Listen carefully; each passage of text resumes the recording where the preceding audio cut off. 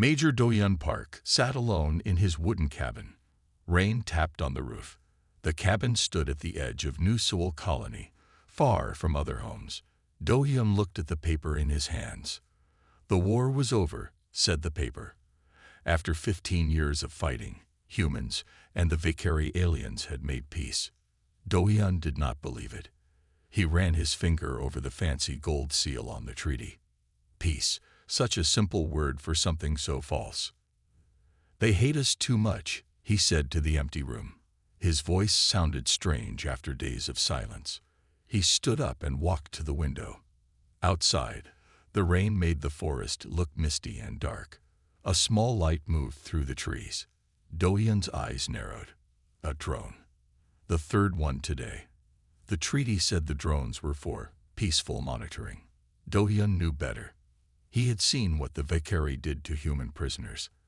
As a special forces officer, he had led rescue missions to their prison ships. The memories still gave him nightmares. The Valkyrie did not see humans as people. They saw them as things to study, to take apart. Do-hyun moved away from the window. His leg hurt where a Valkyrie blade had cut into the bone 2 years ago. The doctors said he would never run again. They were wrong. Pain was just a message, and Do-hyun had gotten good at ignoring messages. He walked to the kitchen and made tea. The cabin was simple but strong. Thick walls, small windows, only one door. Easy to defend. Far from other people. That was important. Very important. A soft beep came from the device on his wrist. Do-hyun looked down at it. A message from Minji Lee, his old friend from intelligence. They're looking for the special soldiers, the message said. Be careful. Do-hyun deleted the message. His hand moved to his pocket, where a small key hung on a chain. The key to the basement, to the thick metal door, to the secret he had been keeping since the war's end. In the forest, another drone passed by the cabin. Watching. Searching. Do-hyun sipped his tea and planned.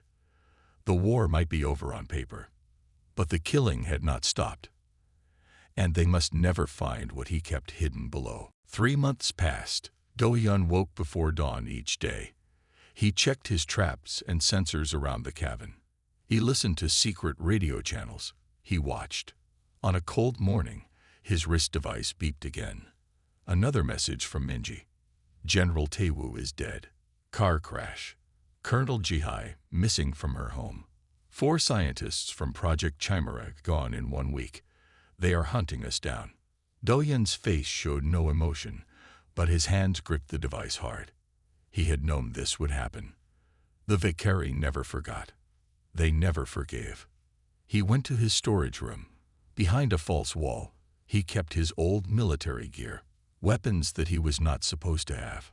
Armor. Tools for seeing in the dark. He began to set up new traps around his home. Do-hyun worked all day. He put sensors in the trees that would tell him if someone came close. He hid small bombs under the ground. He made places where he could hide and shoot from. As the sun set, he sat on his porch with a gun across his knees. In the distance, he saw lights from New Seoul Colony. So many people there who thought they were safe, who believed the war was over. His device beeped again. They are asking questions about your brother, Minji's message said. Do-hyun closed his eyes. His chest felt tight. They knew. Somehow, they knew. He went inside and locked the door. Then he took out the key on the chain. He opened the hidden door in his kitchen floor. Stairs led down into darkness. Do-hyun turned on a small light and walked down. The air grew cold. At the bottom was a metal door with many locks. Beyond it was a room with machines that hummed softly. In the middle stood a large glass tube filled with blue liquid. Inside the tube floated a man who looked like Do-hyun, but younger. His skin had strange gray patches. His closed eyes seemed too large.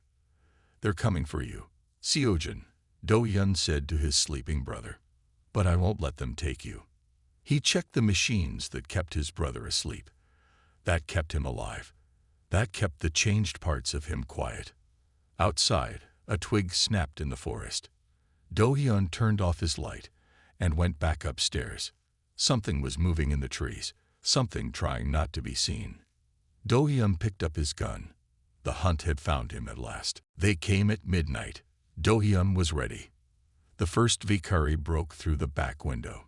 It moved fast, like a shadow with too many arms. Do-hyun shot it twice in the chest. The alien fell with a soft hiss. Two more came through the front door. They wore black armor that made them hard to see. Their faces had no mouth, just flat skin with breathing slits. Their eyes glowed yellow in the dark. Do-hyun rolled behind his couch as they fired strange guns. The wall behind him melted where they hit. He threw a small bomb. The flash was bright. One Valkyrie screamed as it fell. The last one was smart.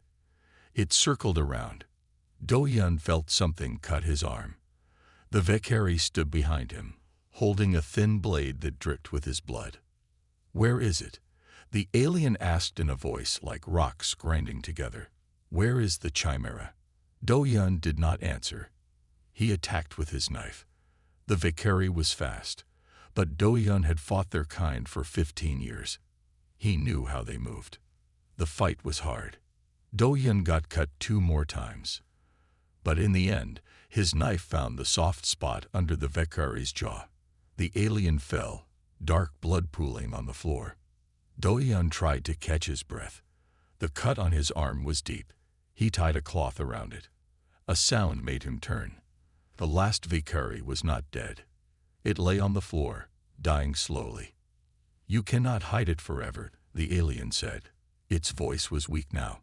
"The one you call Seojin. He is too important." Do-hyun knelt beside the dying Valkyrie. "Why?" "The war is over. The project was shut down." The alien made a sound like laughing. "We did not come to kill you, human. We came for what you keep below. What you think is your brother." "He is my brother," Do-hyun said. "Not anymore," the Valkyrie whispered. "He is the key, the first success, the only one who survived the change." The alien's eyes began to dim. "Others will come." Then it died. Do-hyun stood in his ruined home. Blood dripped from his arm. He had to move fast now. He went to the basement. The machines still hummed. Seojin still floated in the blue liquid, eyes closed. Do-hyun touched the glass. "What did they do to you, little brother?" He knew some of it. Project Chimera had been the military's last desperate plan. Human soldiers changed with Valkyrie DNA. Faster, stronger, able to understand the enemy's mind.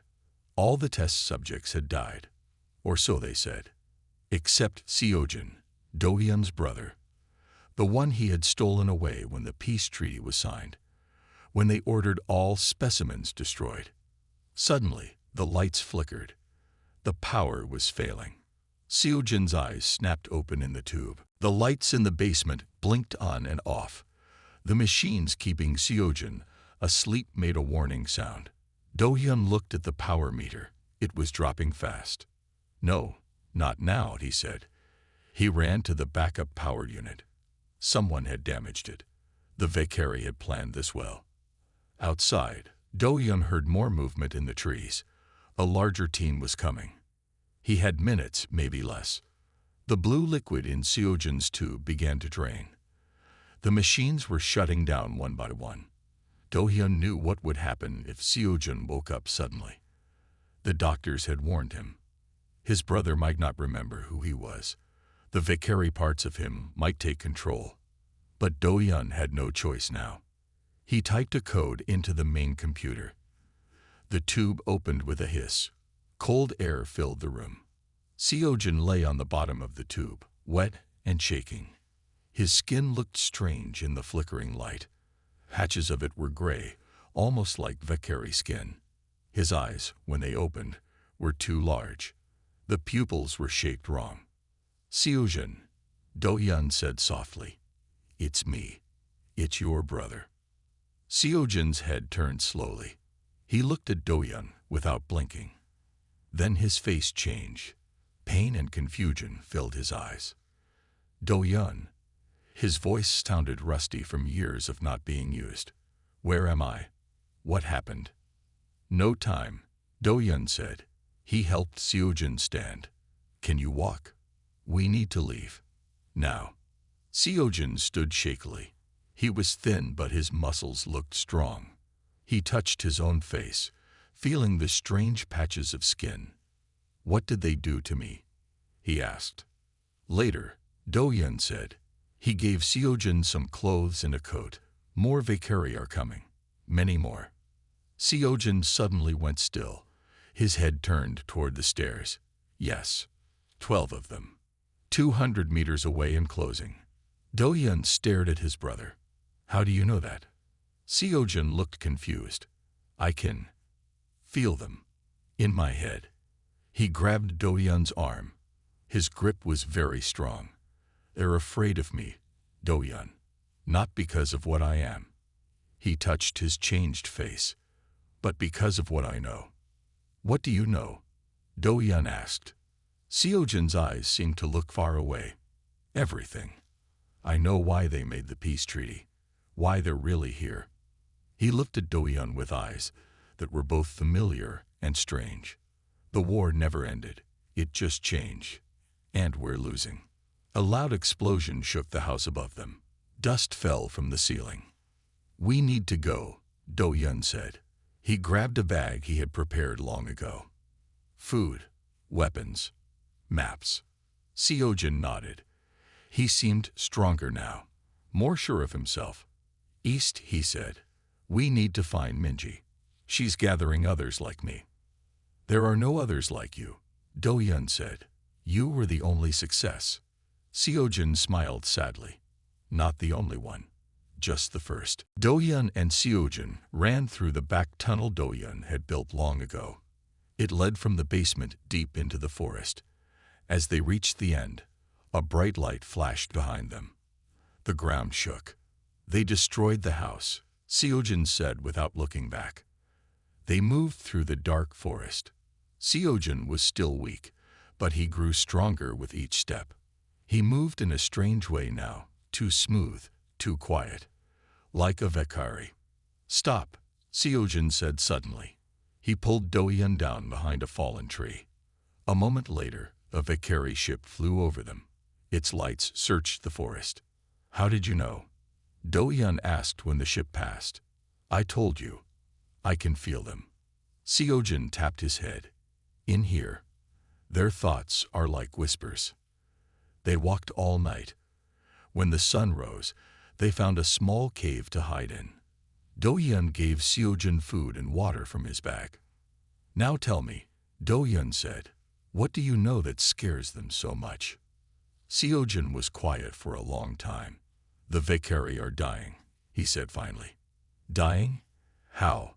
Their DNA is breaking down, has been for hundreds of years. Each new generation is weaker. Soon, they will not be able to have children at all. Seojin touched the gray patches on his skin. But they found a solution. Human DNA. Do-yun felt cold. Project Chimera. Seojin nodded. It was not our project. It was theirs. We thought we were making super soldiers. But the Valkyrie were using us to solve their problem. But the peace treaty. The war ended. Seojin laughed without joy. The war was too open. Too many humans were dying. They needed us alive. His eyes grew dark. The peace treaty gives them access to all human settlements. For trade, they said. For cultural exchange. For experiments, Do-yun said quietly. Yes, they are taking humans. Testing different mixes of DNA. Trying to find the right balance. Do-yun thought of the missing scientists. The vanished soldiers. But why are they afraid of you? Because I am what they want to be. The perfect mix. Human mind. Valkyrie strength. I can access their memories, their knowledge. Seojin leaned forward. But there is a problem they did not expect. The mixing works both ways. If too many become like me, the Valkyrie will lose themselves completely. They will not be Valkyrie anymore. A sound from outside made them both freeze. Do-hyun looked out carefully. Another ship was passing overhead, bigger than the last. "We need to reach New Seoul," Seo-jin said. "Minji has gathered others who know the truth. Scientists. Soldiers. How do you know about Minji?" "I was asleep. Not dead. I heard you read her messages, and I can feel her too, somehow." Seo-jin stood up. "There is a way to stop the Vekari, but we need help." Do-hyun nodded. New Seoul was far, and the way was dangerous, but they had no choice. "Let's go," he said. "Stay close to me." Seo-jin smiled, and for a moment he looked like the brother Do-hyun remembered. "No, brother, you stay close to me. I can see in the dark now, and I know where they are waiting." The way to New Seoul was hard. Roads were watched. The sky had too many Vikari ships. Do-hyun and Seo-jin kept to the forests and moved only at night.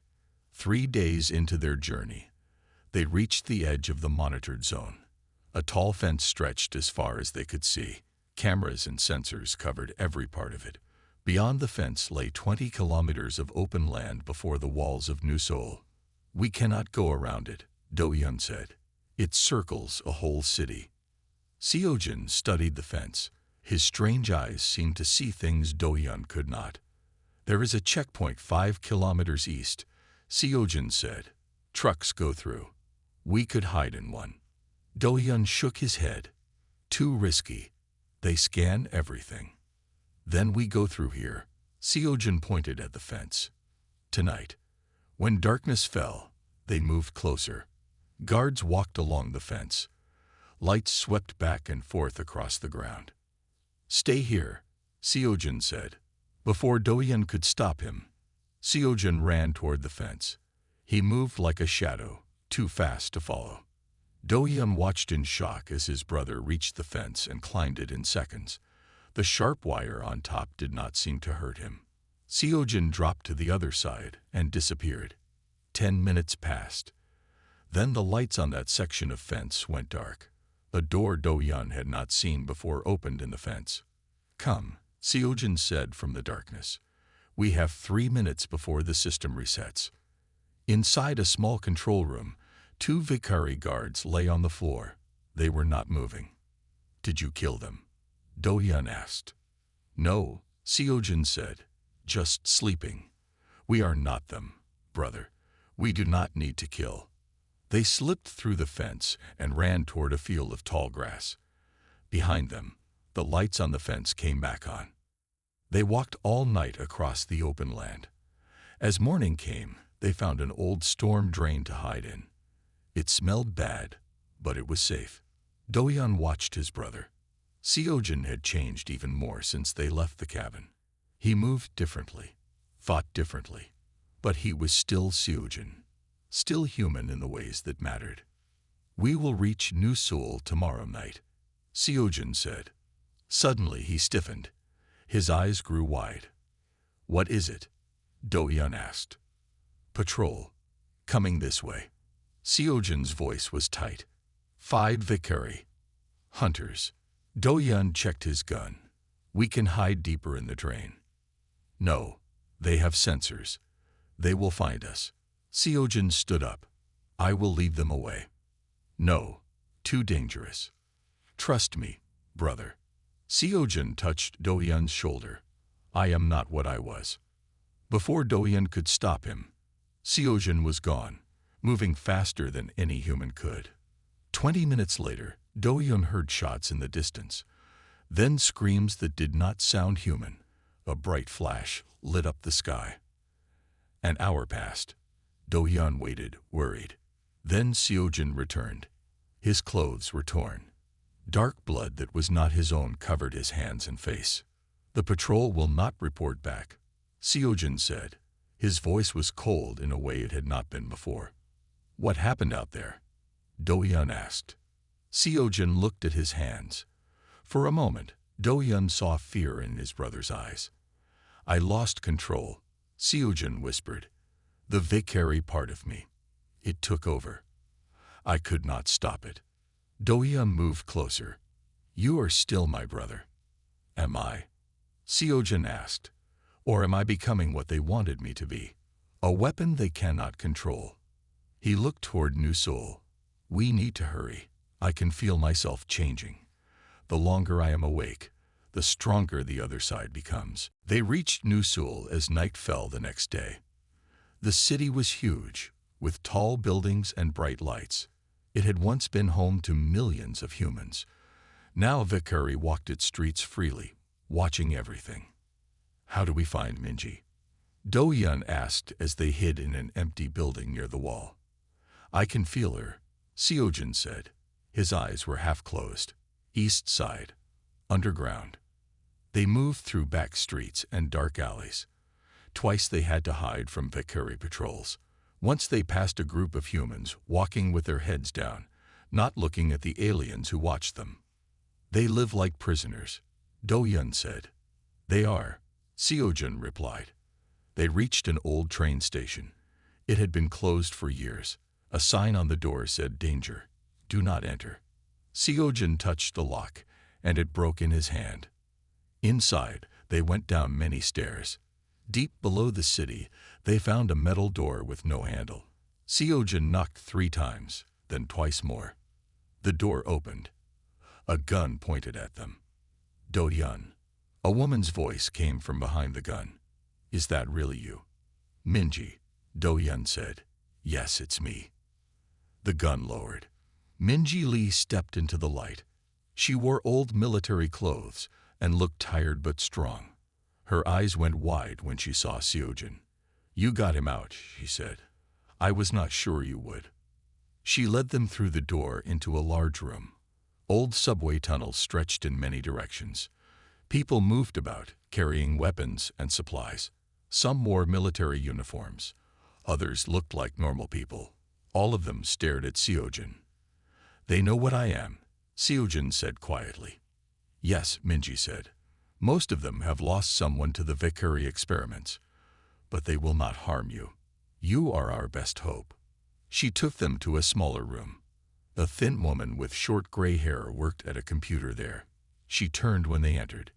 Dr. Kim, Minji said. This is Seojin Park, the only success from Project Chimera. Dr. Kim stood slowly. So it's true.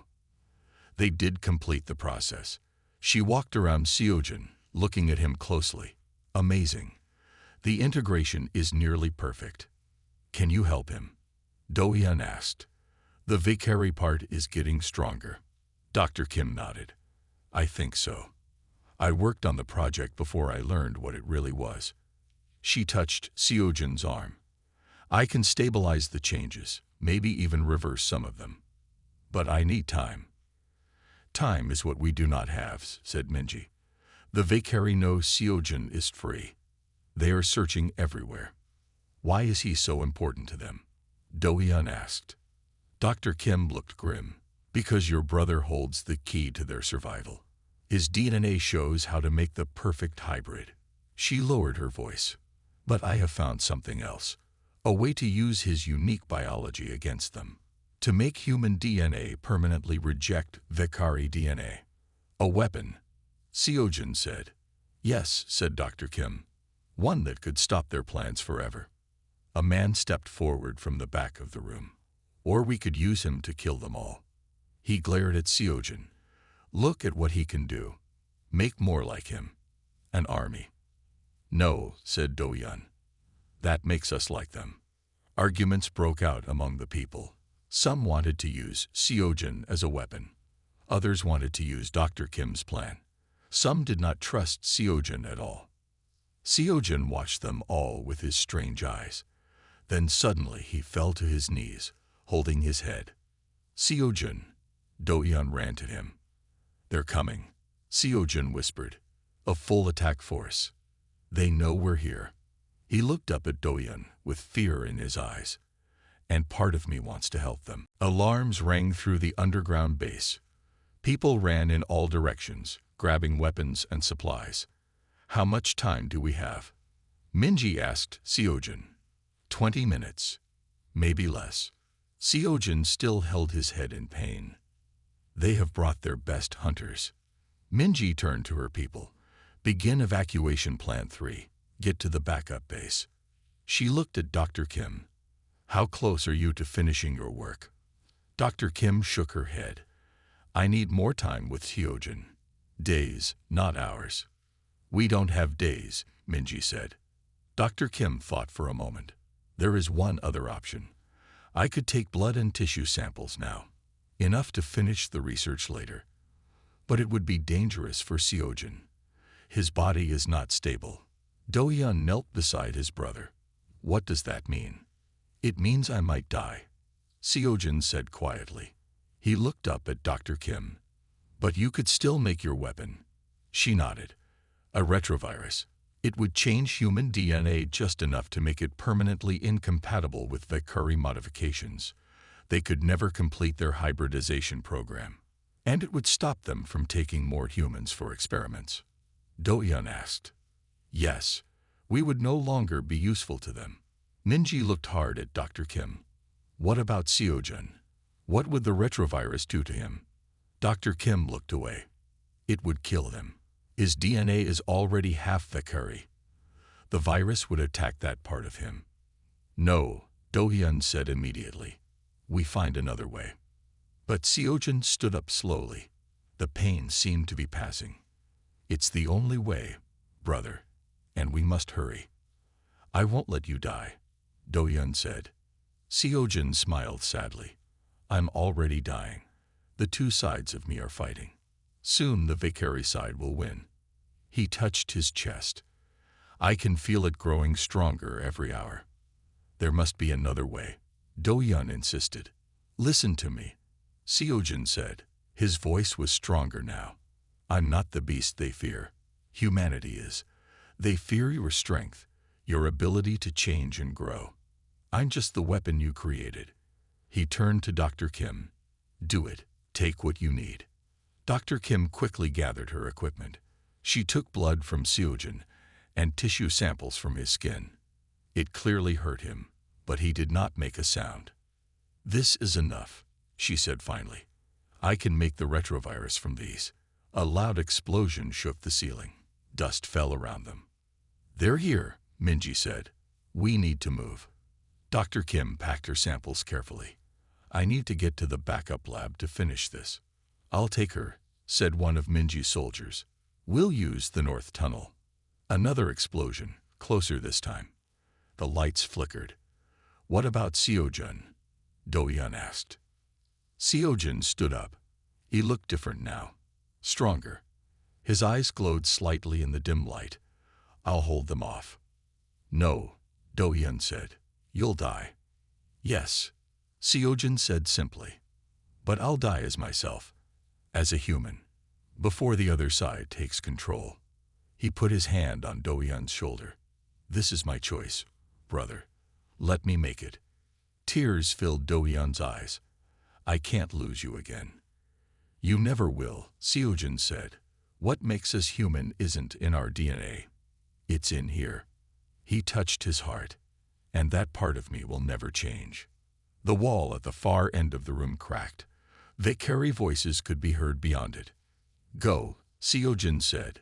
His body seemed to change as he spoke, becoming more like a Valkyrie warrior, but his eyes remained human. Let me do this one good thing. Do-hyun embraced his brother one last time. Then he followed Minji and the others toward the escape tunnel. Behind them, Hyojin turned to face the wall as it broke open, and the first Valkyrie soldiers charged through. Do-hyun and the others escaped through the tunnels as the sounds of battle raged behind them. No one spoke. They all knew what Hyojin was doing for them. The backup base was in an old factory 20 kilometers away. When they arrived, Dr. Kim went straight to work. Day and night she studied Hyojin's samples, creating the retrovirus that would save humanity. Do-hyun could not sleep. Every time he closed his eyes, he saw his brother facing the Valkyrie alone. On the third day, news reached them. A single hybrid warrior had fought an entire Valkyrie battalion. He had killed many before they finally stopped him. The Valkyrie were calling it the Night of the Beast. He died as he wanted, Minji told Do-hyun, as a human. That same day, Dr. Kim emerged from her lab. She looked tired but proud. "It's ready," she said. She held up a small container with a clear liquid inside. "The retrovirus. It will make human DNA permanently reject Vicari modifications." "How do we use it?" Minji asked. "We need to get it into the water supply of every human settlement," Dr. Kim said. "It spreads quickly from person to person. Within weeks, all humans will be protected." They made a plan. Small teams would take the retrovirus to each colony. It was dangerous work. Many might not return. Do-hyun insisted on taking the virus to New Seoul himself. No one argued with him. That night, he slipped back into the city with the precious container. The water treatment plant was heavily guarded, but Do-hyun had been a soldier for 15 years. He knew how to move unseen. He reached the main water tanks and added the retrovirus to the water. By morning, it would reach every home in New Seoul. As he left, an alarm sounded. Guards ran toward the plant. Do-hyun hid and watched as a tall Vicari in a black uniform arrived. This one looked different from the others. More important. "Too late," the Vicari said, looking at the water. "The damage is done." Over the next few weeks, reports came in from all colonies. The retrovirus had spread. Humans everywhere were now immune to Vicari DNA manipulation. The experiments stopped. The abductions ended. 6 months later, the Vicari ships began to leave Earth. Their plan had failed. Without human DNA, they had no future. Do-hyun watched from a hill as the last Vicari ship prepared to depart. Minji stood beside him. "We won," she said. "Yes," Do-hyun agreed. But the cost was high. A Vicari in plain clothes approached them. Do-hyun reached for his gun, but the alien raised its hands to show it was unarmed. "I am the last diplomat," it said. "We are leaving your world as agreed." "Good," said Minji. The diplomat looked at Do-hyun. "You are the brother of the hybrid warrior." Do-hyun nodded. "You believed we feared the beast you created," the diplomat said. "But we feared the species that could create such a beast and still call it brother." The Vicari turned and walked toward the ship. "That is why we will never return. Your kind would do anything to survive, even love monsters." The ship rose into the sky and disappeared. The war had ended again, but this time on humanity's terms. Do-hyun looked at the stars. Somewhere out there, the Vicari would find a new path or slowly fade away. He hoped they would find peace. He touched the dog tags around his neck. Seojin's tags, which Minji had found in the ruined base. "Goodbye, brother," he whispered. "You were never a monster to me." The night was quiet. For the first time in many years, no drones watched from above. No ships scanned for hidden humans. The stars belonged to humanity again, and the legacy of the hybrid warrior who had saved them all.